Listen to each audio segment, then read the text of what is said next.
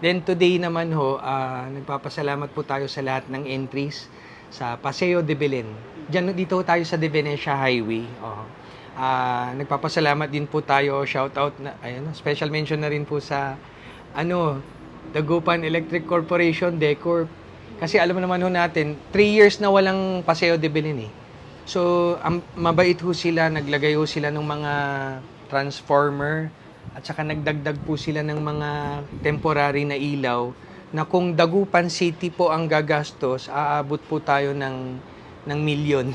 Pero nagmagandang loob po ang DECORP kasi naintindihan ho nila na ang tao rin ho, kailangan merong pasyalan na hindi ho masakit sa bulsa yung ma-afford ng ordinaryong tao. So ini-invite ho natin lahat na manood po ng ating Paseo de Belen at saka yung mga activities natin sa plaza. Nagpapasalamat din po kami sa mga konsignasyon dito sa Magsaysay Market dahil kusang loob po sila po ang nakipag-cooperate para hindi na ho magpa-park yung mga delivery trucks ng mga isda sa may City Plaza. Yun ho, para ma-enjoy ho ng lahat ho ng mga taga-Dagupan at ng mga ating mga bisita.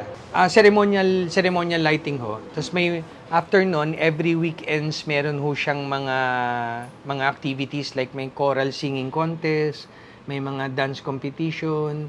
Lumilipat ho yung venue dyan sa River Grove. It's open to the public River Grove at saka dito sa may lote ho dito sa tabi ng Bose Coffee.